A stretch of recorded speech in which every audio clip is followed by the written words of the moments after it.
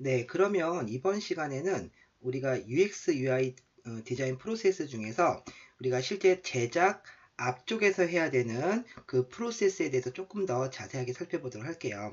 원래 이 과정은 다양한 실습을 다양한 실습을 통해서 진행을 해야 되는 건데, 우리가 이제 동영상 강좌 특성상 제가 이제 중요한 포인트만 잡아서 간략하게 설명을 드리도록 하겠습니다. 먼저 앱 플랫, 앱 기획 쪽에서는요, 물론 이제 기획자가 별도의 기획을 하겠지만, 여기서 말하는 기획이라는 거는 우리가 앱 자체를 기획한다기보다는 어떤 기획상에서 디자이너가 할 수 있는 부분, 그 디자이너가 할 수 있는 부분을 우리가 좀 더 디테일하게 준비를 하는 과정이라고 생각하시면 돼요. 자, 그래서 가장 대표적으로 태스크 분석 및 사용자 분석이라는 부분이 있죠. 자, 태스크 분석 및 사용자 분석이라는 것은 뭐냐면, 자, 우리가 이제 앞으로 제가 태스크라는 용어를 많이 쓸 거예요. 자, 이 태스크라는 사전적인 용어는 이제 우리가 어떤 목적, 해야 될 일, 자, 이런 것들을 얘기하는 거예요. 그래서 보통 화면 설계를 할 때도 이 태스크별로 우리가 화면 설계를 이렇게 하게 돼 있어요. 그래서 자, 예를 들어서 우리가 자, 페이스북이라는 어떤 그 서비스를 만약에 만든다고 했을 때, 자, 사용자들이 이 페이스북에서 가장 원하는 것이 무엇이냐라는 걸 조사를 해보는 거죠. 자, 여러분들이 인터넷상에서 보시면 막 포스트잇으로 막 붙여가면서 회의를 하거나 그런 모습들을 많이 보셨을 텐데, 그게 바로 이제 태스크 분석 및 사용자 분석을 하는 부분이거든요. 자, 예를 들어서, 자, 페이스북을 가지고 예를 들어보면요. 여러분들이 페이스북을 하루에 몇 번을 들어가게 되죠?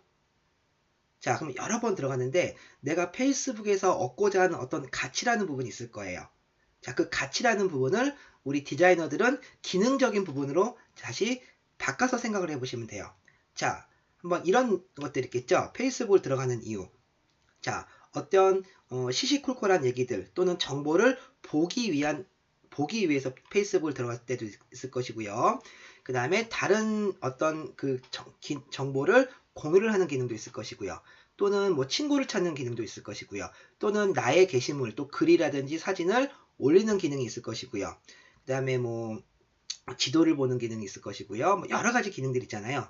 자, 그랬을 때 사용자들이 우리 서비스에 와서 가장 많은 것을 원하는 것이 무엇이냐를 찾는 거예요. 그래서 가장 원하는 것을 1태스크, 그 다음을 2태스크, 그 다음을 3태스크. 자, 이런 식으로 우리가 구현할 수 있겠죠. 자, 그러면 이 네 가지 주요 기능이 있을 때, 아, 사용자들은 이 A 태스크를 가장 중요하게 생각을 하는구나. 자, 그래서 이 A 태스크를 화면에 어떻게 배치를 할 것이냐를 뽑아내는 과정이라고 생각하시면 돼요. 자, 예를 들어서 제가 직접 페이스북을 들어가서 한번 화면을 보여드리도록 할게요. 자, 페이스북에는 수많은 기능들이 있죠. 자, 수많은 기능들이 있지만, 자, 이 중에서 사용자들은 어떤 이유 때문에 페이스북을 많이 들어가게 될까요? 그쵸. 바로 보는 기능. 자, 우리가 페이스북을 하루에 10번을 들어간다고 해서 10번 다 글을 쓰고 10번 다 좋아요를 누르고 그러진 않잖아요. 자, 그렇기 때문에, 아, 화면 구성을 할 때는 보는 거에 최적화되어 이런 UI를 볼 수 있게 되죠. 그리고 스마트폰으로 넘어가게 되면은 화면이 작아지기 때문에 볼 수 있는 거에 최적화된 기능을 더 부각시켜서 설계를 해야 되겠죠. 그래서 그거에 맞는 설계를 하는 거예요. 자, 그 다음 이제 기능은 뭘까요? 뭐 예를 들어서 글 쓰는 기능이 있다. 그래서 페이스북에서는 그 글 쓰기는 기능도 중요한 태스크이기 때문에 위쪽에 이렇게 글 쓰는 기능을 하나 만들어 놨죠. 하지만 빈도로 따졌을 때는 글을 쓰는 빈도보다는 게시물을 보는 빈도가 더 많아진다는 거예요.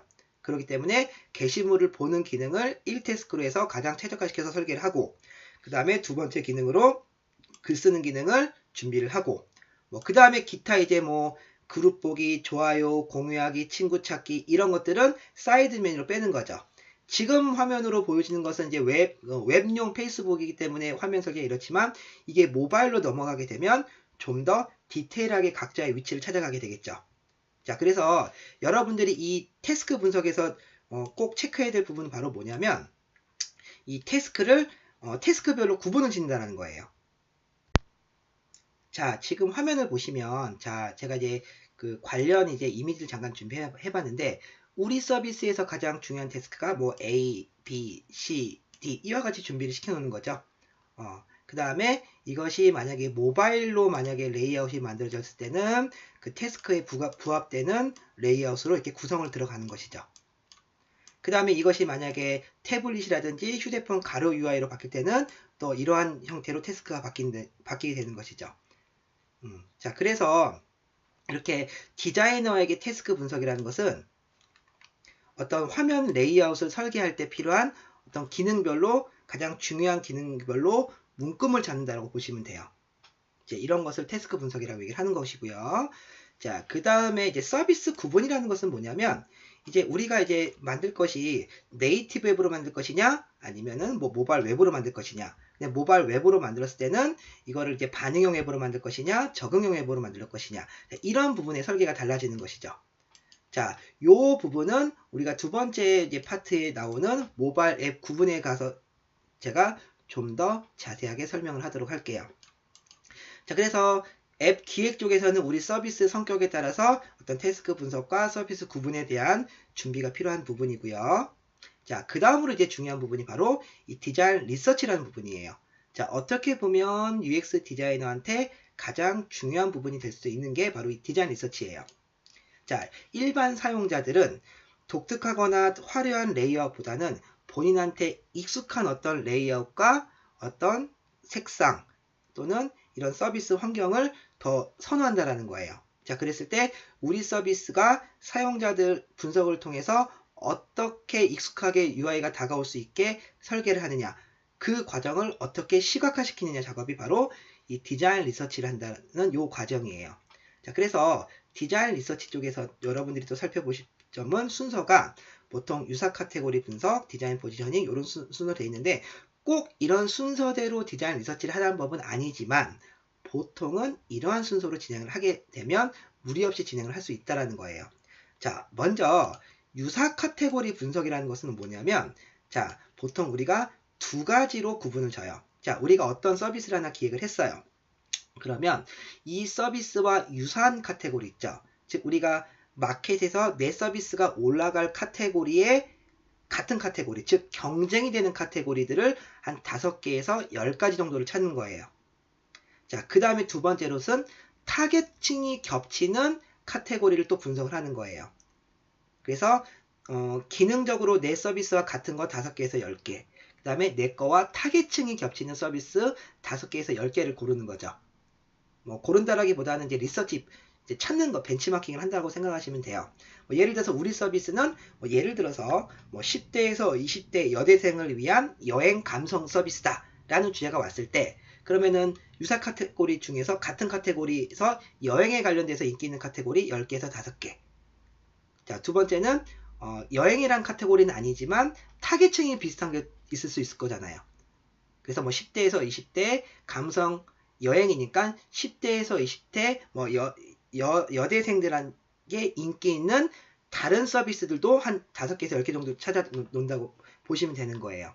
그래서 카테고리와 타겟층이 겹치는 다양한 서비스를 우리가 벤치마킹을 한다는 얘기예요.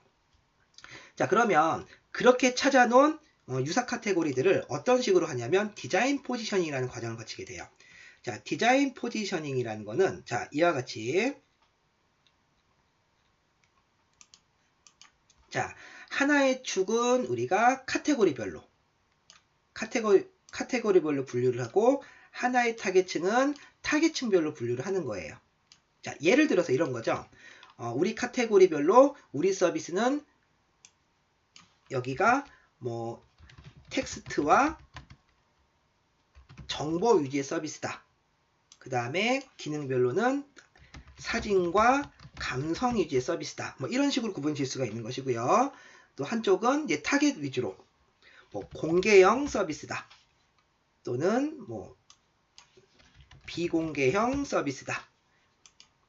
이런 식으로 구분 짓는 거예요. 이때 카테고리의 이 명칭을 다는 것은 어떤 디자이너들이 우리 앱의 특성을 생각해서 그 특성에 맞게 설계를 하시면 돼요.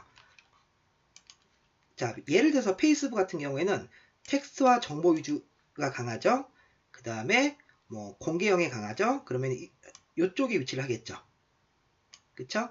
그 다음에 뭐 인스타그램은 사진과 감성 위주가 많겠죠. 그 다음에 페이스북에 비해서는 약간 비공개에 가깝죠. 실제로 팔로잉 버튼을 해줘야지만 공개가 되는 거기 때문에. 그래서 약간 오른쪽, 요 정도에 치우치겠죠. 자, 이런 식으로 내가 리서치한 그런 서비스들을 다 배치를 해보는 거예요. 이렇게 다양하게 배치를 하고, 그 다음에 실제로 내가 기획한 서비스도 배치가 나오겠죠. 자, 그 배치가 만약에 이쪽에 배치가 됐다 라고 했을 경우에는 실제로 내가 벤치마킹하고 분석을 해야 되는 서비스는 같은 카테고리에 있는 요 분류에 있는 서비스들을 우리가 분석을 해야 된다는 얘기예요. 자, 그래서 그 다음 과정이 바로 경쟁 앱 분석이라는 게 나오는데, 이 경쟁 앱이라는 것이 바로 우리 카테고리와 같은 위치에 들어와 있는 카테고리들을 가지고 경쟁 앱 분석을 하는 거예요.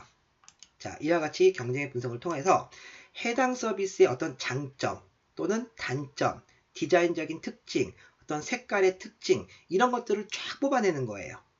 왜? 사용자들은 이러한 서비스에 익숙해져 있기 때문에 우리도 사용자들이 익숙할 수 있게 그런 서비스들을, 이제 장점들을 모아서 우리 서비스에 이제 포함을 시킨다는 거죠. 뭐 이거를 이제 벤치마킹을 해서 다시 우리 거로 승화를 시킨다고 생각하시면 돼요. 그래서 이 경쟁의 분석을 통해서 우리 서비스의 어떤 방향이라든지 디자인 특징 이런 것들을 뽑아낼 수 있는 과정 중에 하나라고 볼 수가 있어요.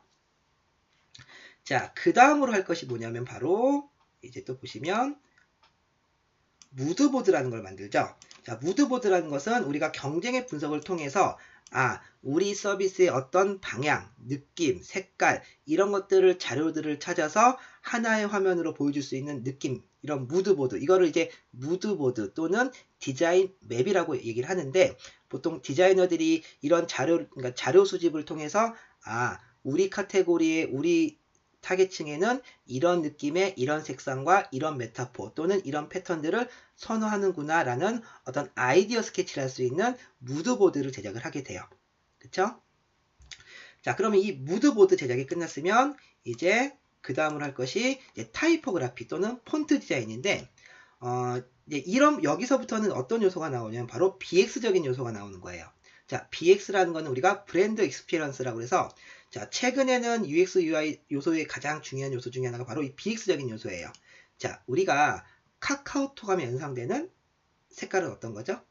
그죠? 갈색과 뭐 노란색의 배치. 그 다음에 카카오톡 하면 연상되는 메타포는 뭐죠?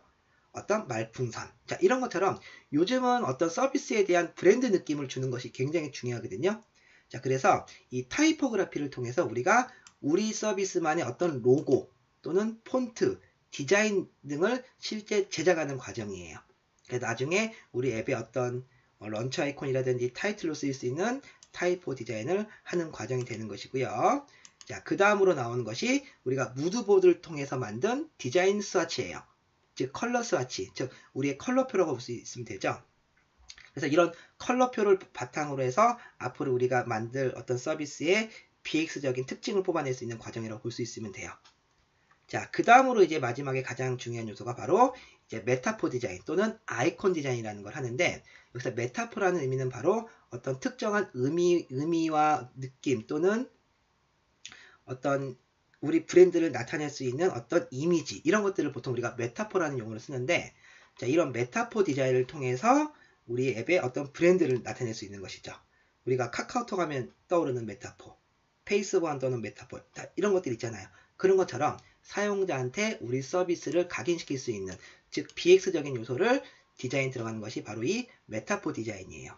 그래서 이 앞에 디자인 리서치를 통해서 나올 수 있는 부분이 바로 이 앱 스타일이라는 부분이죠. 자, 첫 번째 보이는 요 이미지를 보면 우리가 어떤 요소가 떠오르죠? 그쵸? 녹색의 흰색 사각형 박스와 폰트의 어떤 두께감. 자, 네이버라는 브랜드가 떠오르죠? 자, 얘는 어떤 게 떠오르죠? 당연히 카카오톡이라는 게 떠오르죠. 자, 지금 화면에 보는 요런 느낌이 바로 BX적인 요소고, 이거를 우리가 디자인 리서치를 통해서 바로 뽑아낼 수 있는 앱 스타일이라는 걸 바로 뽑아낸다고 생각하시면 되는 거예요. 즉, 우리 서비스의 고유의 스타일을 뽑아낸다. 그것이 어떻게 보면 UX 디자이너들의 가장 중요한 요소 중에 하나로도 볼 수가 있는 것이죠. 자, 그래서 다시 위쪽에 살펴보시면 이렇게 우리의 서비스를 시각화시키기 바로 전에 필요한 작업을 우리가 디자인 리서치를 한다라고 표현하시면 되는 거예요.